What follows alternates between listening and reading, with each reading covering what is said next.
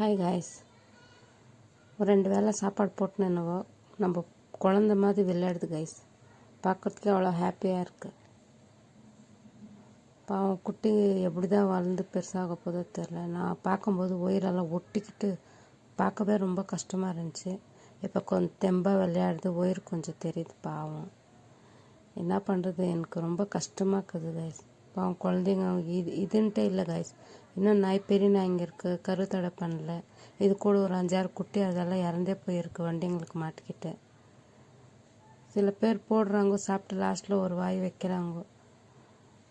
இன்னும் 3-4 நாய் இருக்குது காய்ஸ், பெரிய நாய்ங்க.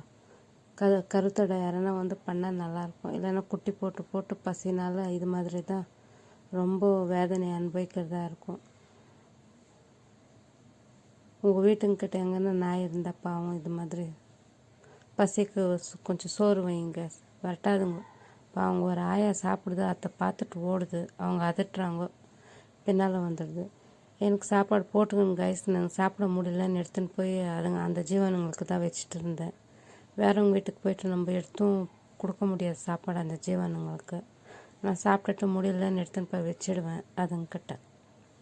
என்ன பண்ணுறது கைஸ், எனக்கு வீட்டுக்கு வந்து கூட அந்த குழந்த மேலேயே ஞாபகமாக இருக்குது. Okay guys, thank you.